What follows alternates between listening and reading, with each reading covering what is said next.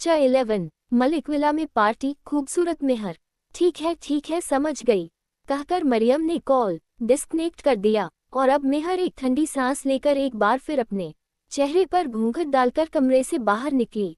वह अपन काम कर रही थी कि तभी अचानक ही उसकी नज़र सामने रेहान पर गई, जो कि सीढ़ी के रास्ते अपने 3 पीस सूट को संभालते हुए एटीट्यूड के साथ नीचे उतर रहा था। अचानक ही रेहान को देखकर मेहर की सांस ही अटक गई और उसे रात की बात याद आए। अब उसे घबराहट हो रही थी कि कहीं रेहान उस पर गुस्सा ना करे, इसीलिए वह जल्दी से वहां से भागने को करती है कि तभी रेहान की नज़र उस पर गई और अब रेहान उसे कोड वॉइस में आवाज देते हुए बोला, हे यू मेहरुनिसा खातून, स्टॉप। और रेहान की आवाज देते ही मेहर दौड़ते हुए कदम अचानक ही रुक गए और अब वह डर के मारे कांपने लगे। वह अपना सलाइवा गटक रही थी, लेकिन अब उसकी पीछे पलटकर रेहान को देखने की हिम्मत नहीं हुई कि तभी रेहान बिना किसी एक्सप्रेशन सामने एक ब्लैक लेदर सोफे पर बड़ी शान के साथ बैठते हुए अपना मोबाइल निकालकर उस पर कुछ देखते हुए बोला, मेरे लिए कॉफी लेकर आओ। और रेहान के मन से यह शब्द सुनते ही मेहर की सांस में सांस आई, क्योंकि उसे घबराहट हो रही थी कि रेहान उससे रात की हरकत के बारे में कुछ कहेगा। और अब वह अपने सीने पर हाथ रखकर एक ठंडी सांस लेती है और तेजी से किचन की तरफ दौड़ गई। थोड़ी ही देर में वह काफी बनाकर रेडी कर चुकी थी कि तभी वह पास से गुजर रहे एक सर्वेंट की तरफ देखते हुए बोली, सुनो, ये काफी रहीम मेरा मतलब रेहान सर को दे आओगे।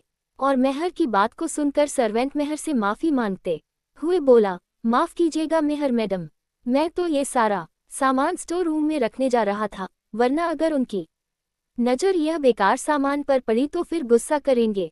और सर्वेंट की बात सुनकर मेहर मायूसी से अपना सर हिलाते हुए बोली, ठीक है कोई बात नहीं, तुम जाओ।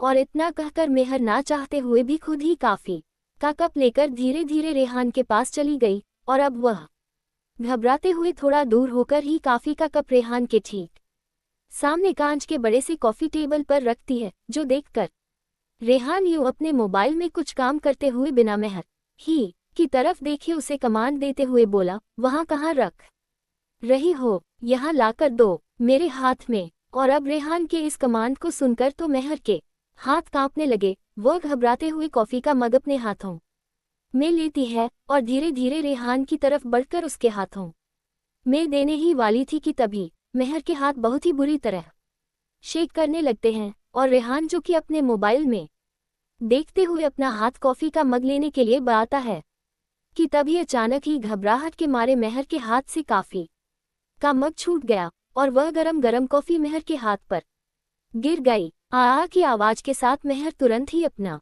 हाथ देखने लगी कि तभी रेहान एक झटके में परेशान होकर अपना मोबाइल साइड में रख मेहर के हाथों को अपने हाथों में लेकर देखते हुए उस पर गुस्सा करते हुए बोला, पागल हो क्या, यह क्या किया तुमने, अपना हाथ जला लिया, ध्यान कहाँ रहता है तुम्हारा बेवकूफ लड़की, अरे कोई है जल्दी आइस लेकर आओ, तुम चलो मेरे साथ, कहकर रेहान जल्दी से उसके हाथ को पकड़कर अपने साथ किचन की तरफ ले गया। और अब वह मेहर के हाथों को अपने हाथों में लेकर ठंडे पानी की टैप के नीचे लगा देता है। वह ठंडा पानी से उसके हाथों को धोते हुए उस पर गुस्सा करते हुए बोला, मेरा ही दिमाग खराब था जो तुमसे एक काम कहा, तुमसे तो कोई भी काम ठीक से नहीं होता, अब तुम रुको यहाँ। इतना कहकर रेहान जल्दी से फ्रिज में से आइस निकालता है और अब वह तुरंत ही उसके हाथों पर बर्फ की सिकाई करने लगा। इसके साथ ही वह सर्वेंट पर चिल्लाते हुए बोला, अरे बेवकूफ हो, बहरे हो क्या, जल्दी फर्स्ट एड बॉक्स लेकर आओ। इतना कहकर रेहान मेहर के हाथों पर फूंक मारते हुए की लगाकर बोला, ज्यादा तकलीफ तो नहीं हो रही, चिंता मत करो, ठीक हो जाएगा। और रेहान की आंखों में अपने लिए फिक्र देखकर मेहर तो अपनी ही जगह पर जमी हुई थी। उसे तो काफी हैरानी हो रही थी, वह कभी अपने हाथ को तो कभी रेहान को देख रही थी। और अब वह घबराते हुए अपना सलाइवा गटक कर रेहान के हाथ से तुरंत अपना हाथ छुड़ाने हुए घबराकर उसे थोड़ा दूर होते हुए बोली, मैं ठीक हम, आप चिंता ना करें, प्लीज जाकर नहा लीजिए। और मेहर के अजीबोगरीब बात सुनकर रेहान कंफ्यूज नजरों से उसे देख रहा था। अब वह जैसे ही मेहर से कुछ कहने वाला था कि तभी मेहर तुरंत ही वहां से तेजी से दौड़ते हुए बोली, प्लीज जाकर नहा लीजिए। और इतना कहकर वह देखते ही देखते रेहान की आंखों से ओझल हो गई। रेहान तो पहले उसे कंफ्यूज नजरों से जाता हुआ देख रहा था, लेकिन फिर अगले ही पल उसके चेहरे के एक्सप्रेशन गुस्से भरे हो गए। वह अपने हाथों की मुठ्ठियां कसते हुए दांत पीसकर बोला, वॉट, ये लड़की मुझे नहाने के लिए कह रही है? क्या इसका दिमाग ठीक है? क्या ऐसे लग रहा है कि मैं नहाता नहीं हूँ? इतना कहकर रेहान धीरे से अपनी बॉडी को स्मेल करने की कोशिश करता है कि कहीं उसकी बॉडी से कोई बदबू तो नहीं आ रही, लेकिन फिर उसे अपनी बेवकूफ़ी पर भी गुस्सा आने लगा और वह अपने गुस्से भरी नज़रों से जिस तरफ मेहर गई थी उस तरफ देखते हुए बोला, इस लड़की के दिमाग में कोई वायरस अटैक हुआ है लगता है। मैं पागल हूँ जो उसकी फिक्र कर रहा था, बेवकूफ़, इडियट कहीं की। इतना कहकर रेहान गुस्से से किचन के बाहर जाने लगा कि तभी 4 सर्वेंट अपने अपने हाथों में फर्स्ट एड बॉक्स लेकर रेहान के सामने खड़े होते हुए घबरा कर बोले, सर, फर्स्ट एड बॉक्स आपने मंगाया था? और अब अपने सामने सर्वेंट को देखकर रेहान गुस्से से वहां से जाते हुए कमांड देकर बोला, अब इससे अपने मुंह पर पट्टी कर लो और खबरदार जो 24 घंटे से पहले ये पट्टी खोली। इतना कहकर रेहान गुस्से से वहां से चला गया और अब इसकी कमांड को सुनकर सभी सर्वेंट घबराते हुए डर के मारे अपना सलाइवा गटक कर अपने चेहरे पर पट्टी करने लगे। वहीं दूसरी तरफ मेहर अपने कमरे में अपने हाथों पर मेडिसिन लगाते हुए परेशान होकर अपने आप से बोली, ओह, रहीम ने फिर से मुझे छोड़ दिया। ये हमेशा मेरे साथ ही क्यों होता है? आई जस्ट तो विश कि वह जाकर नहा ले। कहते हुए मेहर मेडिसिन लगा ही रही थी कि तभी उसकी नज़र एक मेडिसिन पर गई और अब वह मेडिसिन को देखकर अपना माथा पीटते हुए बोली, ओहो, मैं तो आज अपनी दवाई लेना ही भूल गई। मैं भी ना लगता है आजकल सचमुच मेरा दिमाग खराब हो गया है। इतना कहकर मेहर एक मेडिसिन खाती है और अब वह एक बार फिर दादाजी के कमरे में उन्हें दवाई देने चली गई। शाम का वक्त, दादाजी और घर के सभी फैमिली मेंबर डाइनिंग टेबल पर बैठकर खाना खा रहे थे। इस वक्त रेहान डाइनिंग टेबल पर मौजूद नहीं था क्योंकि वह अपनी किसी बिजनेस मीटिंग को अटेंड कर रहा था। मेहर उन लोगों को खाना सर्व कर रही थी कि तभी दादाजी खाना खाते हुए सभी लोगों की तरफ देखते हुए बोले, कल शाम घर में एक बहुत इम्पॉर्टेंट बिजनेस पार्टी है। कई बड़े बड़े पॉलिटिकल लीडर और फिल्म स्टार्स आने वाले हैं। मीडिया भी होगी, इसलिए आप लोगों से मैं पहले ही कह लेना चाहता हूँ, कोई भी उल्टी सीधी हरकत मत करना। मलिक खानदान की इज्जत का सवाल है। और दादाजी की बात को सुनकर साहिल और ईरा खुश होते हुए बोले, क्या बड़े बड़े बॉलीवुड सेलिब्रिटी आने वाले हैं? इसका मतलब हम लोगों को शॉपिंग पर जाना होगा। आखिर इतनी बड़ी पार्टी है, उसे अटेंड करने के लिए हमें स्पेशल तो दिखना होगा। अबेरा अपनी मॉम तरफ देखते हुए बोली, मॉम, मैं शॉपिंग करने के लिए जा रही हूँ, आने में देर हो जाएगी। इतना कहकर ईरा जल्दी से वहां से चली गई। मेहर बिना किसी एक्सप्रेशन खाना सर्व कर रही थी कि तभी दादाजी मेहर की तरफ देखते हुए बोले, मेहर, अगर तुम भी शॉपिंग पर जाना चाहती हो तो तुम ड्राइवर के साथ चली जाना, और यह मेरा कार्ड है, जो भी ड्रेस लेना चाहती हो ले लेना। और दादाजी की बात सुनकर साहिल, जो कि अब तक खाना खा रहा था, मुस्कुराते हुए बोला, अरे, ड्राइवर के साथ क्यों चली जाएगी दादू, मैं हुन्ना में ले जाऊंगा मेहर को अपने साथ, वैसे भी मुझे शॉपिंग के लिए जाना है। और यह सुनकर दादाजी अपना कार्ड साहिल को देते हुए बोले, ठीक है, तो फिर यह कार्ड लो, इसे कोई अच्छी सी ड्रेस और एक्सरसाइज दिलवा देना। ध्यान देना कोई भी मलिक खानदान की इज्जत पर उंगली ना उठाएं। जी दादू, आप बेफिक्र रहे। कहकर साहिल मुस्कुराकर मेहर की तरफ देखने लगा कि तभी मेहर उन लोगों से मना करते हुए बोली, नहीं नहीं दादू जान, इसकी कोई ज़रूरत नहीं है, मेरे पास कुछ ड्रेस है, मैं उन्हीं में से कोई। और इससे पहले कि मेहर कुछ कहती कि तभी दादू उसे अपनी आंखें दिखाते हुए बोले, मैं तुमसे पूछ नहीं रहा, मैं तुम्हें बता रहा हूँ। और मुझे लगता है कि शेर शाह बहादुर मलिक की बात को काटने वाला अभी फिलहाल यहाँ कोई नहीं है। आए बात समझ में? और दादाजी की बात में एक धमकी साफ नजर आ रही थी, जिसे सुनकर अब मेहर आगे कुछ नहीं बोल पाई। तभी हिना जी मेहर की तरफ देखकर मुस्कुरा कर बोली, बाबा जान बिल्कुल सही कह रहे हैं मेहर, तुम्हें अपने लिए अच्छी सी ड्रेस लेनी चाहिए। वापसी के बाद मलिक खानदान में तुम्हारे सामने ये पहली पार्टी है, सब लोग काफी अच्छे से रेडी होने वाले हैं, ऐसे में तुम्हें भी मलिक खानदान की इज्जत की लाज रखनी होगी। तुम सुबह ही साहिल के साथ शॉपिंग पर चली जाना, ठीक है? अब हिना जी की बात सुनकर मेहर ना चाहते हुए भी शॉपिंग के लिए जाने को तैयार हो गई। अगली सुबह ब्रेकफास्ट के बाद साहिल और महक शॉपिंग के लिए चले गए थे और अब वह दोनों एक दूसरे की शॉपिंग में हेल्प कर रहे थे। महक को तो कोई भी ड्रेस समझ नहीं आ रहा था, लेकिन साहिल का लड़कियों के लिए फैशन ऑफ स्टाइल सेंस बहुत अच्छा था। उसने महक के लिए एक क्रीम कलर का बहुत ही खूबसूरत लॉन्ग अनारकली सूट खरीद वह महक के लिए एक गाउन लेने वाला था, लेकिन क्योंकि उसके साथ दुपट्टा नहीं था, महक को एक दुपट्टे वाला सूट चाहिए था ताकि वह अपना चेहरा कवर कर सके। और फाइनली साहिल की पसंद की हुई क्रीम कलर का अनारकली सूट महक को भी बहुत खूबसूरत लगा, क्योंकि इस पर गोल्डन कलर के साइड वर्क हुए थे। राउंड शेप गला, हैवी दुपट्टा, फुल स्लीव्स, बिल्कुल वैसा जैसा महक को पसंद था। साहिल ने महक के लिए कुछ मैचिंग एक्सेसरीज और सैंडल भी ली, क्योंकि मेहर खुद से शॉपिंग कभी नहीं कर पाती थी, उसे हमेशा दोस्तों या किसी की हेल्प चाहिए थी। अब साहिल और मेहर एक दूसरे के साथ बहुत अच्छा वक्त बिता रहे थे। शॉपिंग करते करते शाम का वक्त हो चुका था और अब वह दोनों एक कॉफी शॉप में बैठकर कुछ स्नैक्स वगैरह एंजॉय कर रहे थे। मेहर बहुत थक गई थी और अब वह अपना माथा पीटते हुए साहिल से बोली, उफ साहिल भाईजान, हम तो बहुत थक गए, आपको इतनी सारी शॉपिंग करने की क्या जरूरत थी, फालतू के पैसे बर्बाद कर दिए। और महक की इन बातों को सुनकर साहिल मुंह बनाते हुए पिज़्ज़ा का स्लाइस खाते हुए बोला, क्या कहा फालतू के पैसे? मिस मेहर, क्या आपको पता नहीं कि मालिक खानदान के पास कितना पैसा है? यहाँ पैसे फालतू के ही होते हैं। और जहाँ तक बात है शॉपिंग की, तो मैं दुनिया में पहली ऐसी लड़की देख रहा हूँ जिसे शॉपिंग से प्रॉब्लम है, वरना ज्यादातर लड़कियां तो सिर्फ शॉपिंग के लिए ही मरती रहती हैं। खैर वह सब छोड़, तुझसे बात करना ही बेकार है। अब जल्दी जल्दी खाना खा, फिर तुझे पार्लर भी जाना है रेडी होने के लिए। और पार्लर का नाम सुनकर मेहर हैरान होते हुए बोली, क्या पार्लर? और मैं भाईजान, मुझे कोई पार्लर नहीं जाना, मैं जैसी हूँ वैसी ही ठीक हूँ।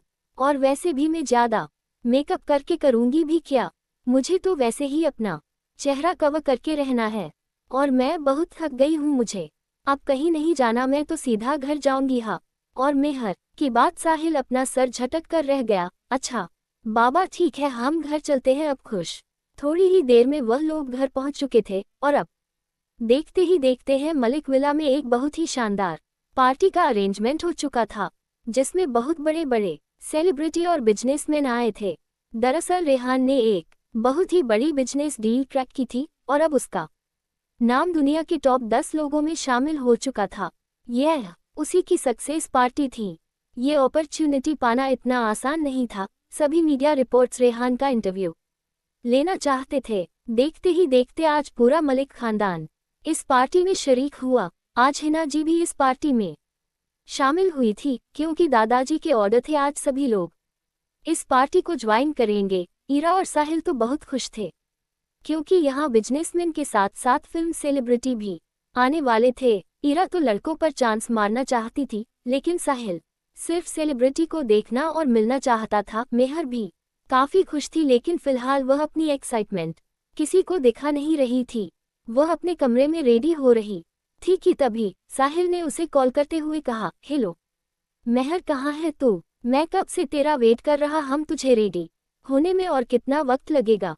और साहिल की बात सुनकर मेहर फोन पर मुस्कुराते हुए बोली, बस बस साहिल भाईजान, मैं बस आ ही रही हूँ। इतना कहकर मैं अपनी कॉल डिस्कनेक्ट कर दिया और अब वह अपने आप को एक बार फिर आईने में देखती है। इस वक्त उसने क्रीम कलर का लॉन्ग अनारकली चूड़ीदार सूट पहन रखा था, सर पर दुपट्टा, कानों में बड़े बड़े झुमके, गले में एक आर्टिफिशियल डायमंड नेकलेस।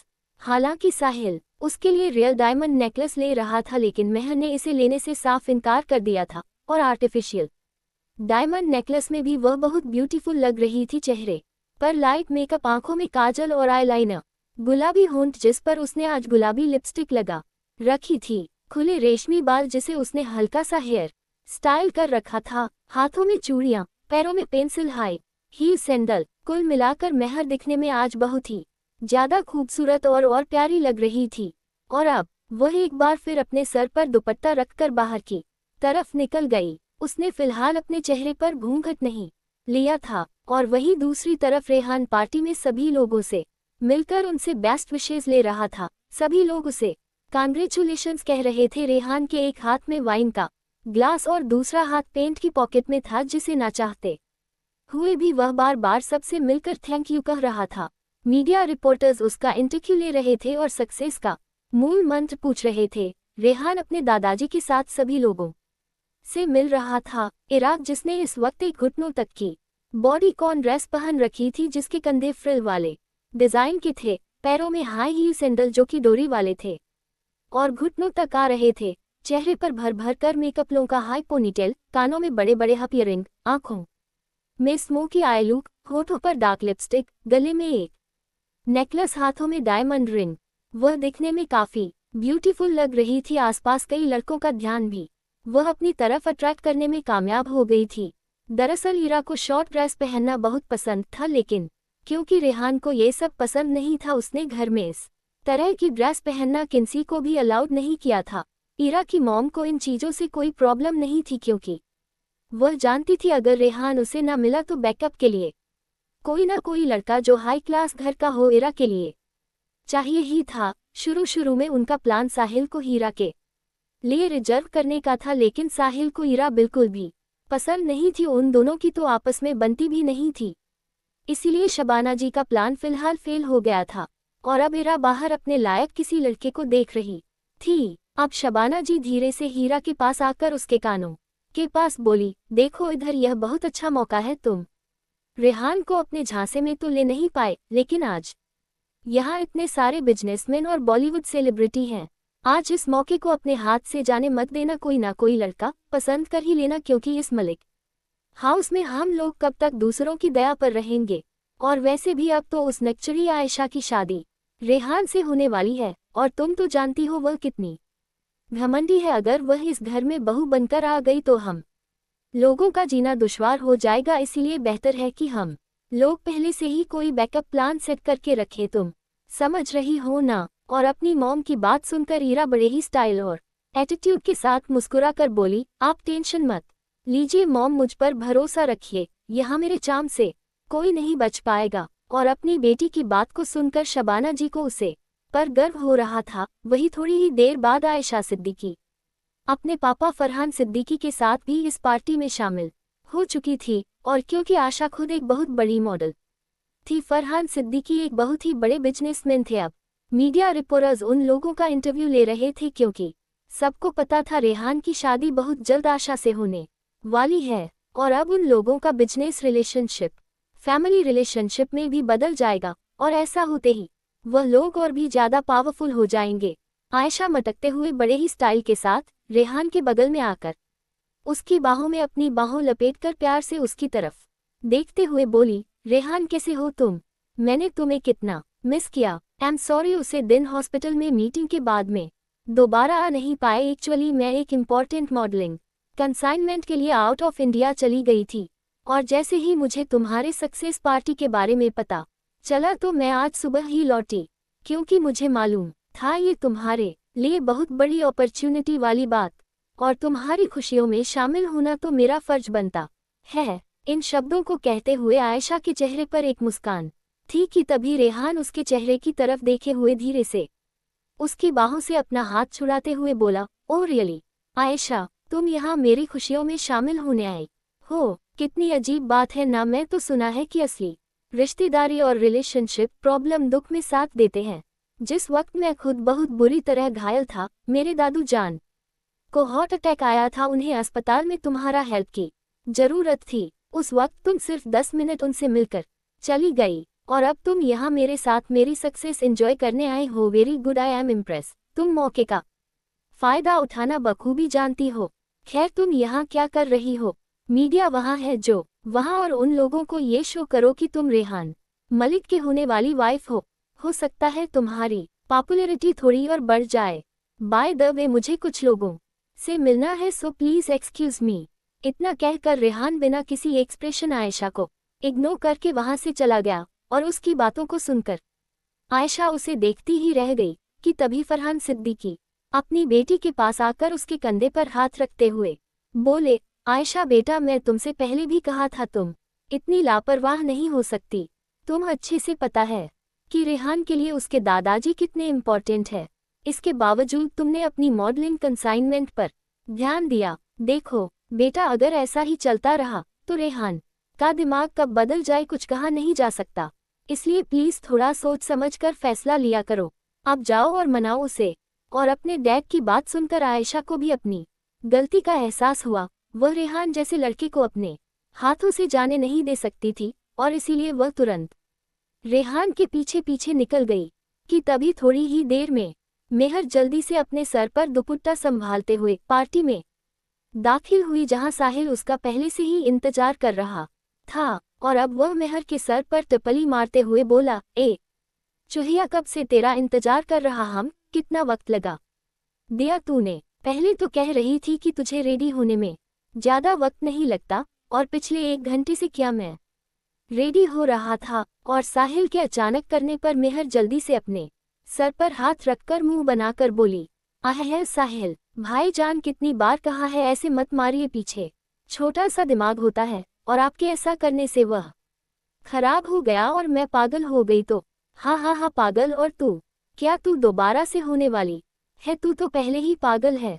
से एक बात कहूँ, तू इस गेट अप में बहुत ब्यूटीफुल लग रही है, जरा देखना कोई लड़का तुझे देखकर अल्टू ना हो जाए। कहते हुए साहिल मुस्कुरा देता है और उसकी बातों को सुनकर मेहर मुंह बनाते हुए बोली, जी कैसी बातें कर रहे हैं आप? तौबा तौबा लाहौर बालकवत, आपको ऐसी बातें कहने में शर्म नहीं आती? गर्लफ्रेंड और बॉयफ्रेंड बनाए आप मुझे, इन सब चीज़ों में कोई इंटरेस्ट नहीं है। मैं तो यहाँ आने भी वाली नहीं थी, लेकिन दादा जान ने कहा तो आना पड़ा। वैसे खाला जान नजर नहीं आ रही, वह है कहाँ? कहते हुए महक अपनी नज़र इधर उधर घुमाते हुए साहिल की मॉम को ढूंढ रही थी कि सभी साहिल जल्दी से अपने सर पर टपली मारते हुए बोला, ओह माय गॉड, मैं तो तुझे बताना ही भूल गया। थोड़ी देर पहले मॉम तुझे ढूंढ रही थी, शायद उन्हें कुछ काम था, इधर ही कहीं होगी। तू 1 मिनट रुक, मैं फ़ोन करके पूछता हूँ। इतना कहकर साहिल फ़ोन लगाकर अपनी मॉम को उनकी लोकेशन के बारे में पूछने के लिए कॉल करता है, लेकिन कुछ रिंग के बाद भी उसकी मम्मी कॉल रिसीव नहीं किया और अब वह कॉल डिस्कनेक्ट करके मायूसी से मेहर की तरफ देखते हुए बोला, मॉम कॉल नहीं उठा रही, शायद लाउड म्यूजिक के कारण उन्हें कॉल का पता नहीं चला होगा। खैर तू छोड़, मैं जाकर उन्हें देखता हूँ। तू ही रहना का है, या फिर एक काम कर, तो वहाँ फूड बैंक्वेट के पास चली जा और आराम से बैठ, मैं मॉम को ढूंढकर वही भेज दूंगा।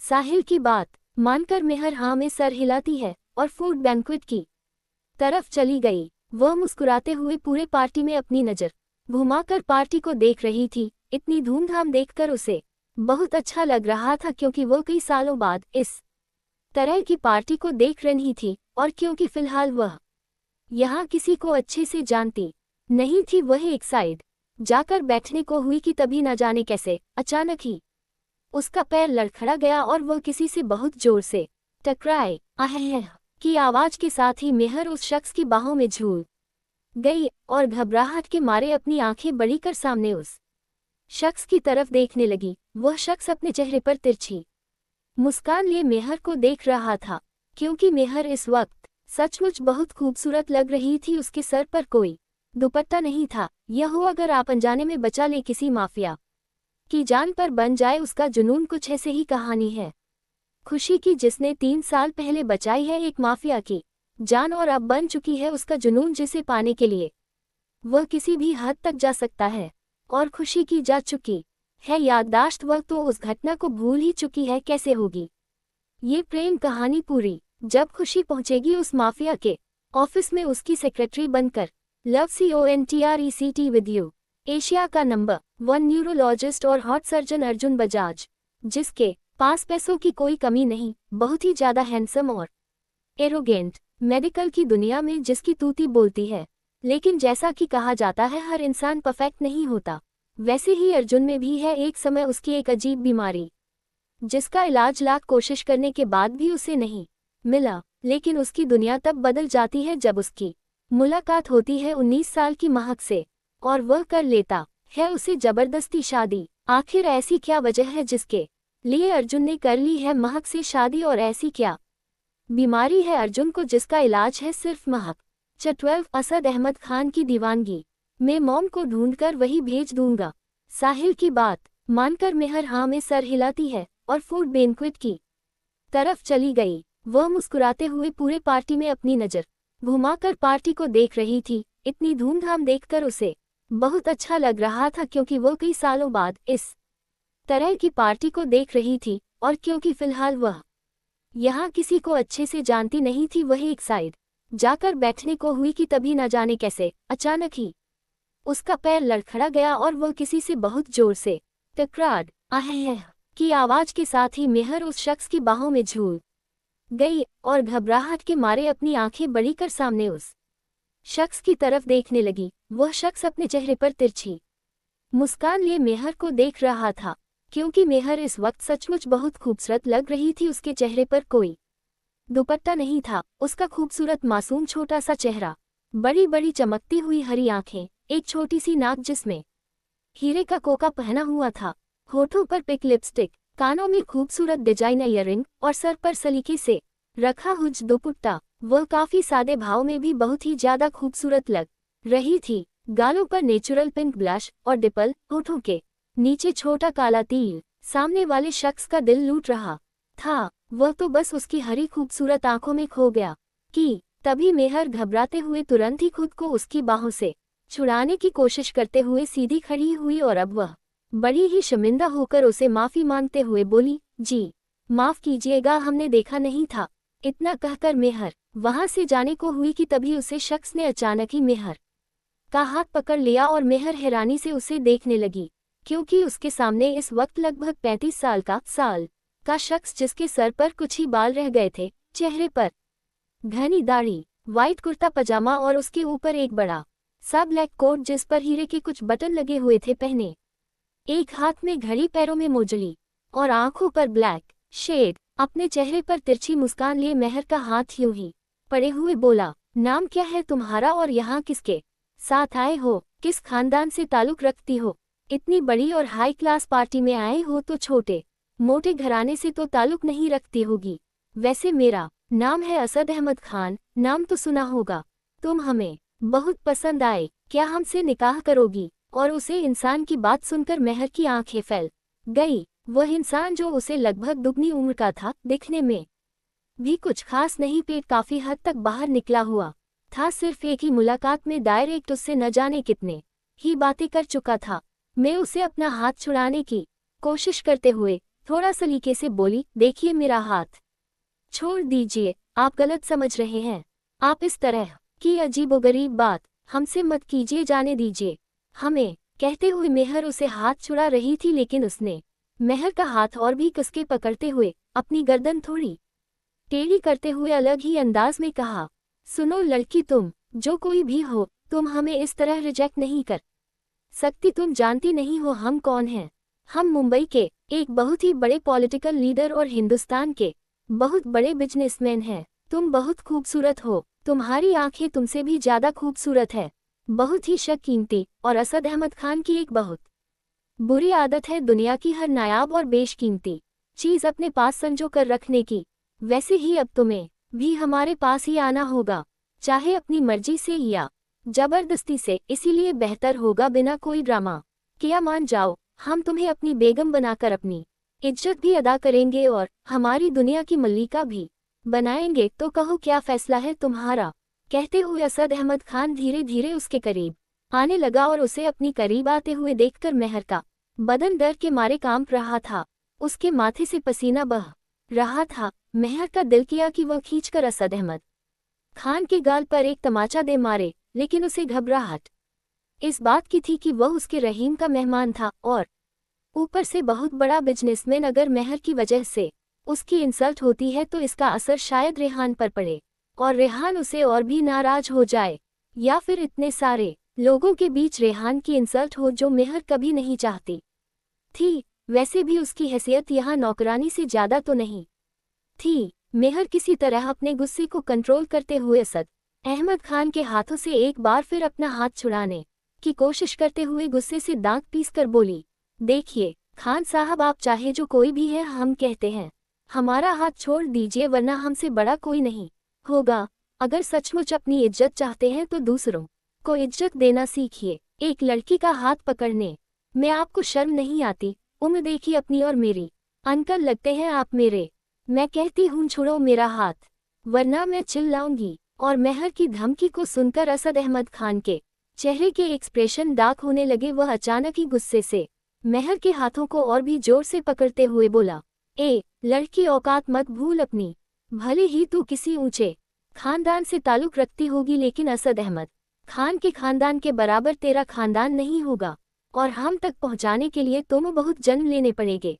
अपनी खूबसूरती पर कुछ ज्यादा ही नाज है तुम्हें, लेकिन तुम नहीं जानती कि अगर असद अहमद खान चाहते तो तुम्हारी यह खूबसूरती पल भर में मसल कर रख सकता है। तुम हमारी उम्र देख रही हो, लेकिन हमें लगता है कि तुम्हें हमारी ताकत देखनी चाहिए, और अगर आसमानी का दिल है तो वह भी बता दो अभी, और इसी वक्त तुम्हें हमारी ताकत का अंदाजा भी हो जाएगा। कहते हुए असद अहमद खान मेहर को धमकी दे रहा था कि तभी अचानक ही उसके पीछे से किसी की रुबाबदार आवाज सुनाई दी। असद अहमद खान, हाथ छोड़ो लड़की का, वरना। और 10 रुबाबदार आवाज को सुनकर असद अहमद खान के चेहरे की हवाया उड़ गई। वही मेहर, वह भी काफी घबरा गई, क्योंकि यह आवाज किसी और के नहीं बल्कि रेहान की थी। मेहर ने जल्दी से अपना दुपट्टा चेहरे तक कवर कर लिया और असद अहमद खान ने एक झटके में उसका हाथ छोड़ दिया। रेहान ने मेहर का चेहरा नहीं देखा था, उसने पीछे से सिर्फ उसके सूट देखा था। वह उसे ऐसे ही कोई रैंडम लड़की समझ रहा था, क्योंकि मैं आज कौन सी ड्रेस पहनी है उसे ये भी पता नहीं था कि तभी मेहर असद अहमद खान के हाथों से आज़ाद होते ही तुरंत ही अपना दुपट्टा संभालते हुए तेजी से वहां से भागी। और अब असद अहमद खान ने पलटकर रेहान की तरफ देखा तो रेहान अपने गुस्से भरी नीली नजरों से उसे घूर रहा था, और अब वह अपना दांत पीसते हुए जल्दी से उसके पास आकर अपना वाइन का गिलास गुस्से से फलों पर पटक कर फोड़ते हुए बोला, असद अहमद खान, तुम अपनी हरकतों से बाज नहीं आओगे।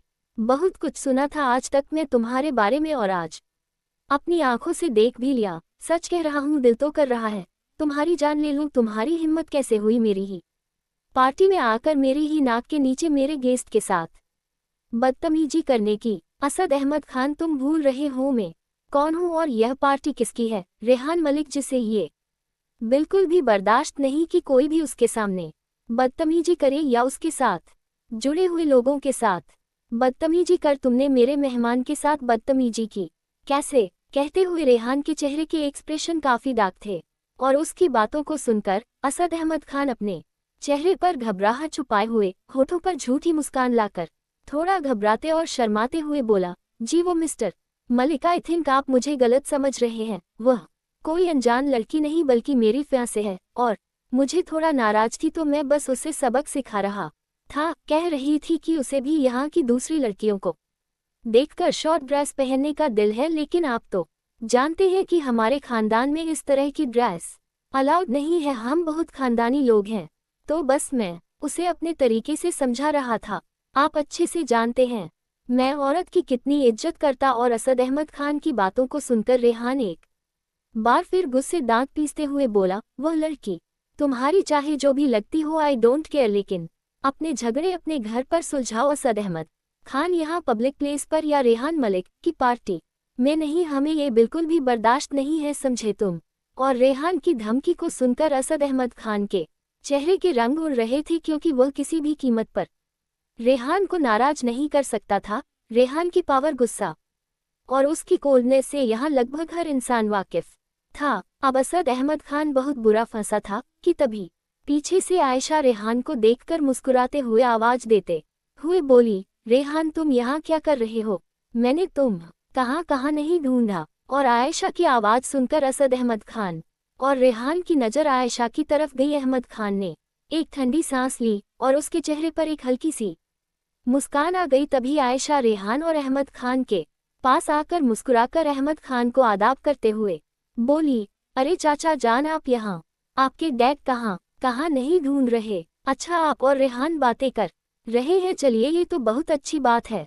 इतना कहकर रेहान कंफ्यूज नजरों से आयशा को देख रहा था। तभी आयशा मुस्कुराकर रेहान को असद अहमद खान से मिलवाते हुए बोली, रेहान इनसे मिलो, यह है मेरे चाचा जान असद अहमद खान, मुंबई के एक बहुत ही बड़े पॉलिटिकल लीडर और हिंदुस्तान के बहुत बड़े बिजनेसमैन।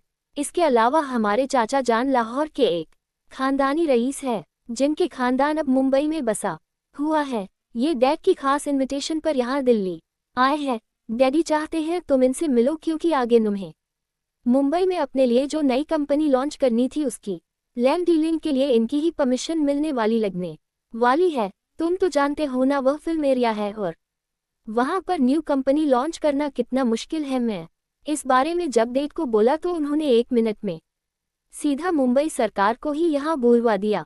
तो तुम खुश हो ना रेहान?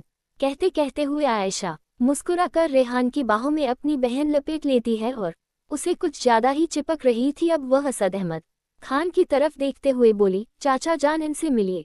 ये रेहान मलिक, आप तो इन्हें बहुत अच्छे से जानते हैं। दुनिया के टॉप 10 बिजनेसमैन में इनका नाम शामिल हो चुका है और अब तो यह आपके होने वाले दामाद है। और आयशा की बात को सुनकर असद अहमद खान के चेहरे पर बड़ी सी मुस्कान थी। वह खुश होकर रेहान की तरफ हाथ बढ़ाकर बोला, हेलो मिस्टर रेहान मलिक, मैंने आपके बारे में बहुत सुना है, आज आपसे मिल भी लिया। भाईजान ने जब मुझे बताया कि आप उनके होने वाले दामाद हैं और एक बहुत बड़ी पार्टी दे रहे हैं मुझे, उसमें इनविटेशन दिया तो मुझे आना ही पड़ा। वैसे मुझे आपसे सामने में मिलकर बहुत खुशी हुई। और असद अहमद खान की बात सुनकर रेहान चेहरे पर कोल्ड एक्सप्रेशन लिए असद अहमद खान से हाथ मिलाते हुए उसे अपनी दाग नीली आंखों से घूरते हुए बोला, लेकिन मुझे आपसे मिलकर बिल्कुल भी खुशी नहीं हुई क्योंकि आपका फर्स्ट इम्प्रेशन तो मुझ पर बिल्कुल भी अच्छा नहीं पड़ा। पर उम्मीद करूंगा आगे के आपके सारे इम्प्रेशन अच्छे ही होने चाहिए क्योंकि मुझे अपने बिजनेस और अपने आसपास सफाई बहुत पसंद है। वह क्या है ना, don't like disgusting thing you know लोग, you understand mister Asad Ahmed. कहते हुए रेहान ने असद अहमद खान के हाथों को लगभग कुछ हद तक दबा रखा था। रेहान के एक्सप्रेशन देखकर आए सभी थोड़ा घबरा रही थी और असद अहमद खान के चेहरे के रंग तो पहले ही उड़े हुए थे कि तभी मिस्टर फरहान सिद्दीकी भी इसी तरफ आए और अब वह रेहान से बातें करने लगे। धीरे धीरे बातें करते हुए मिस्टर असद अहमद खान की नज़र एक बार फिर दूर खड़ी मेहर पर गई जो कि हिना जी के साथ खड़े होकर बातें कर रही थी। इस वक्त उसके सर पर दुपट्टा था और उसकी पीठ असद अहमद खान की तरफ थी, लेकिन मेहर की ड्रेस से उसने मेहर को बहुत अच्छे से पहचान लिया था। अब असद अहमद खान आयशा को अपने साथ लेकर दूसरी तरफ आया। क्या हुआ चाचा जान, आप मुझे यहाँ लेकर क्यों आए?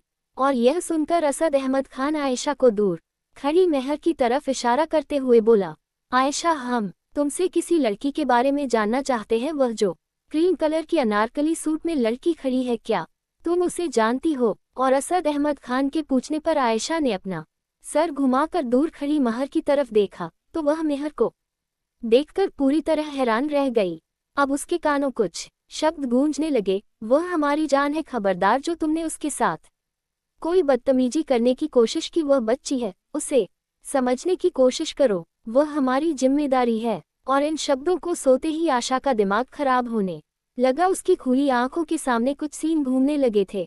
एक छोटी सी बच्ची, उसके साथ खेलता हुआ एक लड़का और पीछे खड़ी एक स्टाइलिश और फैशनेबल लड़की जो अपने हाथों में चॉकलेट के बॉक्स लिए मुंह बनाकर खड़ी थी कि तभी वह लड़का जल्दी उसके पास आकर उसके हाथों से चॉकलेट की बॉक्स छीनकर उसे दूसरी लड़की को दे रहा था, जिसे लेकर वह लड़की खुश होकर उसे लड़के के गले लगा कर बोली, oh thank you so much Rohu, आप बहुत अच्छे हैं, तुम्हें अच्छा लगा, हम तुम्हारे लिए और भी इक्वल्स लेकर आएंगे, ठीक है मेरी जान।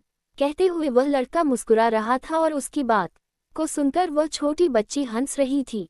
और वह लड़की जो पहले चॉकलेट बॉक्स लेकर खड़ी थी, उसका खून पूरी तरह जल चुका था और डन बातों को सोचते ही आयशा का सर घूमने लगा था। उसके चेहरे पर गुस्से के एक्सप्रेशन साफ देखे जा सकते थे। और अब आयशा गुस्से दांत पीसते हुए अपने आप से बोली, ये बदतमीज लड़की फिर यहाँ, लेकिन ये तो यहाँ से चली गई थी, तो फिर क्या रेहान? और ये ओह है गॉड, कहीं मैं जो सोच रही हूँ वह सही तो नहीं?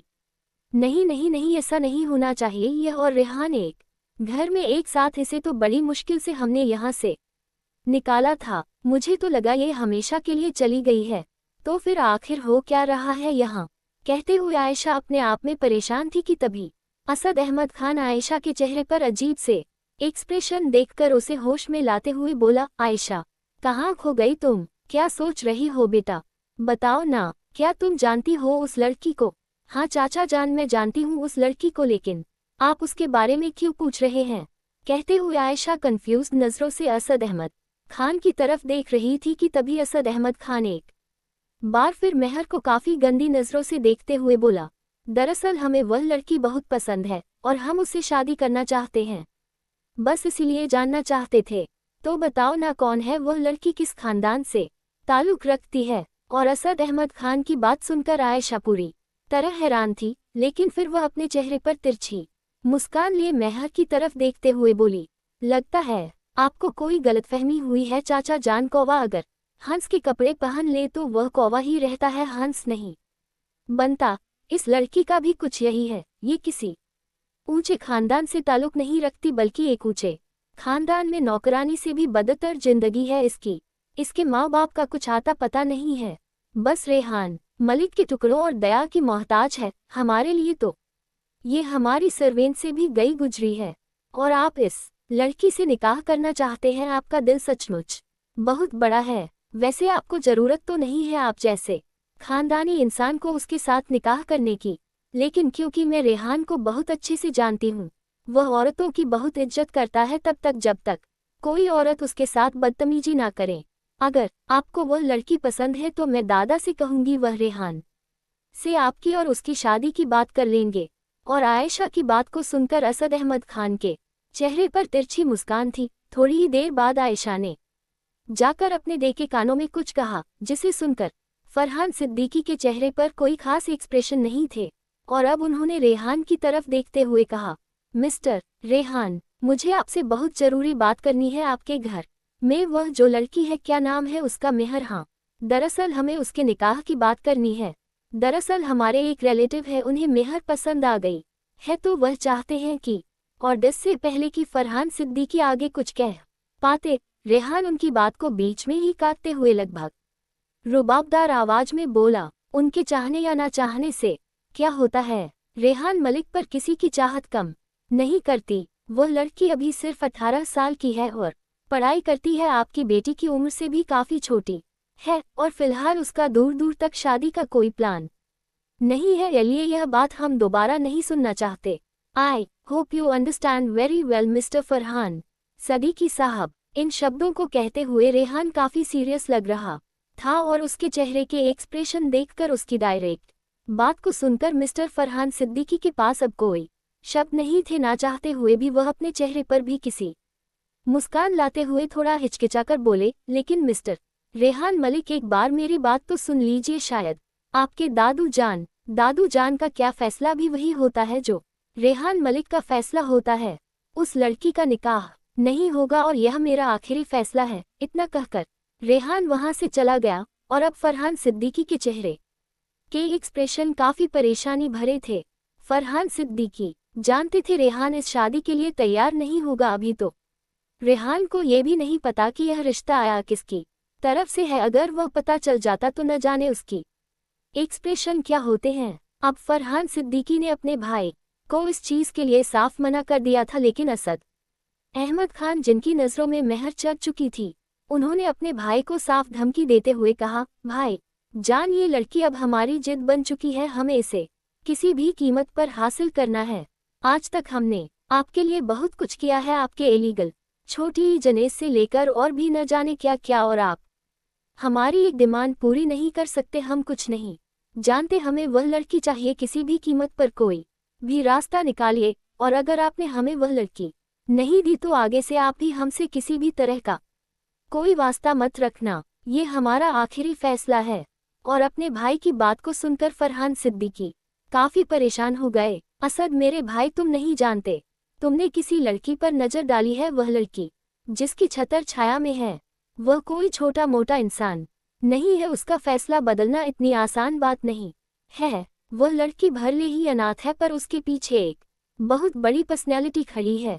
लेकिन फिर भी तुम्हारे लिए हम आखिरी कोशिश करते। हम रेहान मलिक के दादू जान शेर शाह बहादुर मालिक से बात करके देखते हैं, लेकिन अगर उन्होंने भी इस चीज के लिए इनकार कर दिया तो फिर हम कुछ नहीं कर पाएंगे। हम कुछ नहीं जानते आप क्या करेंगे और क्या नहीं भाईजान, लेकिन हमें वह लड़की चाहिए, चाहे प्यार से या जबरदस्ती से। और आप एक बात याद रखना, अगर वह रेहान मलिक है तो हम भी असद अहमद खान हैं। हमें जो भी बेस्ट कीमती चीज पसंद आ जाती है, हम उसे छीन कर रहते हैं और डसे भी हम हासिल कर ही लेंगे। इतना कहकर असद अहमद खान वहां से चला गया और अब वह एक बार फिर मेहर के पीछे पीछे घूम रहा था। अब मेहर पार्टी में अपने सर पर दुपट्टा संभाले हिना जी से बात कर रही थी। हिना जी अपनी जान पहचान में कुछ औरतों के साथ बात करते हुए उन्हें मेहर से मिलवा रही थी कि तभी हिना जी को अचानक खांसी आने लगी और मेहर उनके लिए जूस या पानी लेने के लिए दूसरी तरफ चली गई और अचानक ही वह एक बार फिर किसी से टकराए। रेहान जो कि अभी किसी से फोन पर बात कर रहा था, उसका एक हाथ पेट की पॉकेट में और दूसरा मोबाइल पर था।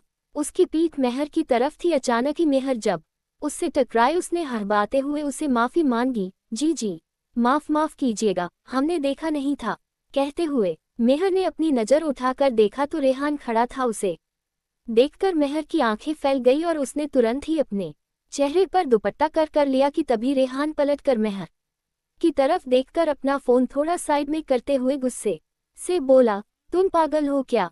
हर वक्त गिरती पड़ती और टकराती रहती हो, तुम्हें ठीक से चलना नहीं आता क्या? 18 साल की हो गई हो तुम, अभी भी 8 साल की बच्ची नहीं हो। और रेहान की गुस्से भरी आवाज सुनकर मेहर घबराते हुए डर के मारे कांप कर नर्वस होते हुए बोली, जी वह सॉरी, मैंने ध्यान नहीं दिया था, आगे से ध्यान रखूंगी, कहकर मेहर अपने चेहरे पर दुपट्टा संभालते हुए जल्दी से वहां से भागी कि तभी रेहान एक बार फिर फोन पर बात करने में बिजी हो गया। और वहीं दूसरी तरफ मिस्टर फरहान सिद्दीकी दादू जान के पास बैठे हुए थे और दादू जान के चेहरे के एक्सप्रेशन काफी सीरियस लग रहे थे। फरहान सिद्दीकी, आपका दिमाग ठीक है? आप अपने उससे 35 साल के अयाश भाई की निगाह के लिए उस मासूम 18 साल की मेहर को चाहते हैं?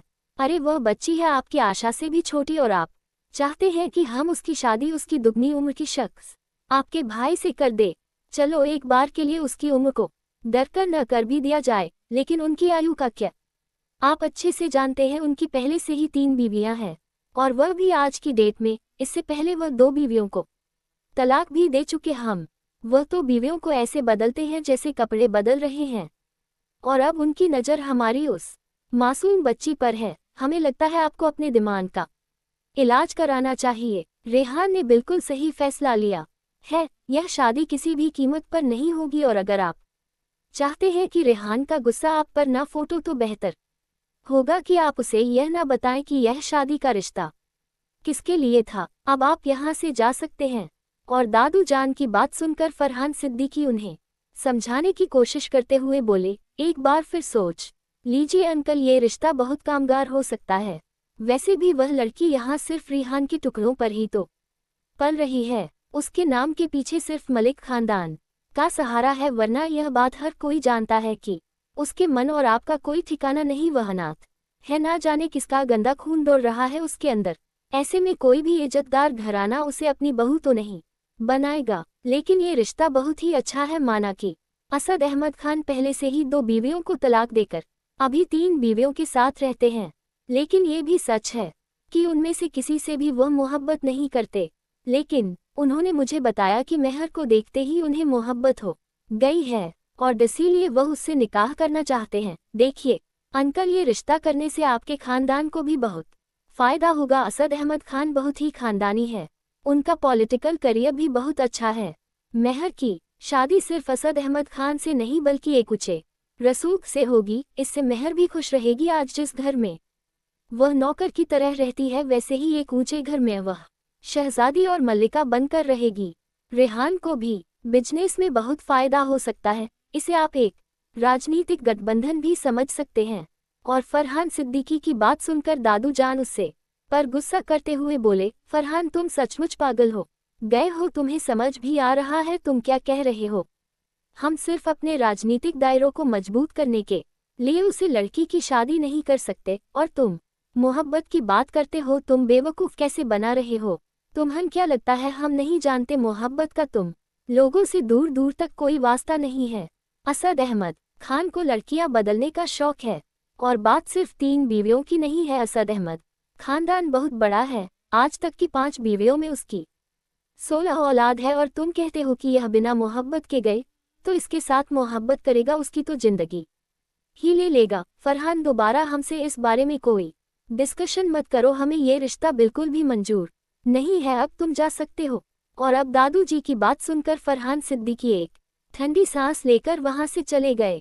उनके बाहर आते ही असद अहमद खान, जो कि ना जाने कब से बेचैनी में उनके मुंह से खुशखबरी का इंतजार कर रहा था, उसका चेहरा खिल गया। लेकिन जब फरहान सिद्दीकी जी ने उसे दादू जान और रेहान का फैसला सुनाया, असद अहमद खान का पारा हाई हो चुका था। भाईजान, क्या आप हमसे ये कहना चाहते हैं कि हमारे इतना ऊंचा रसूख और ऊंचा खानदान होने के बावजूद आपके होने वाले शाही दामाद हमारे रिश्ते को इनकार कर रहे हैं, और वह भी एक नौकरानी बेसहारा लड़की के लिए? ये हमारी तौहीन है, हम इसे कभी बर्दाश्त नहीं करेंगे। हमने आपको अपना फैसला सुना दिया था, हमें वह लड़की किसी भी कीमत पर चाहिए, और अगर आप उसे हासिल करने में हमारी हेल्प नहीं कर सकते तो हम खुद ही उसे हासिल करेंगे। अब आप देखते जाए, उस लड़की का रिश्ता खुद हमारे पास चल कर आएगा, लेकिन अब से आप हमसे कोई वास्ता न रखना। इतना कहकर असद अहमद खान वहां से जाने लगे कि तभी फरहान सिद्दीकी उसे पीछे से आवाज देते हुए गुस्से में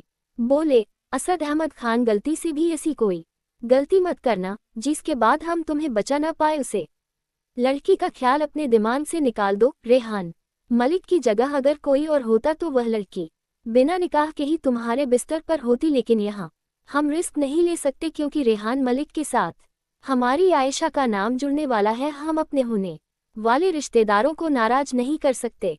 वैसे भी रेहान के साथ हमारे रिश्ते काफी नाजुक दौर से गुजर रहे हैं, बेहतर होगा तुम कोई बेवकूफ़ी ना करो, ये हमारी तुम्हें वार्निंग है। इतना कहकर फरहान सिद्दीकी वहां से चले गए, और उनके जाने के बाद असद अहमद खान गुस्से से अपने हाथों की मुठियां कसते हुए दांत पीसकर अपने आप से बोला, आप कुछ भी कहे भाईजान, हमें वह लड़की चाहिए।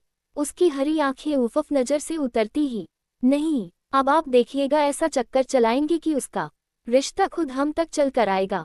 इतना कहकर असद अहमद खान के चेहरे पर एक तिरछी मुस्कान थी, और वहीं दूसरी तरफ मेहर अपने सर पर पल्लू रखे बैंक्वेट में बैठकर एक साइड खाना खा रही थी। इस वक्त वह बिल्कुल एक कोने में बैठी हुई थी। वह यहाँ किसी को खास जानती नहीं थी कि तभी उसके पीछे से एक काफी गुरूर भरी आवाज सुनाई दी, फ्री का खाना बहुत अच्छे से हजम कर लेती हो तो मेहरुन्निसा खातून। और इन शब्दों को सुनते ही मेहर का खाना उसके गले में अटक गया। उसने झटके से पलटकर पीछे की तरफ देखा तो उसकी आंखें हैरानी से बड़ी हो गई।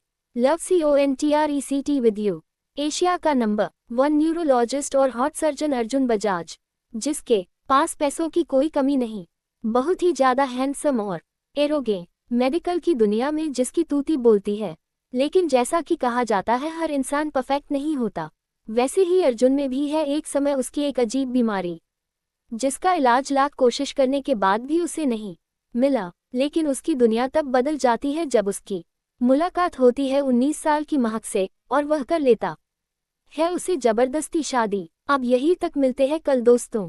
आगे सुनने के लिए लाइक एंड सब्सक्राइब करें, कमेंट करके बताएं स्टोरी कैसी लगी। धन्यवाद।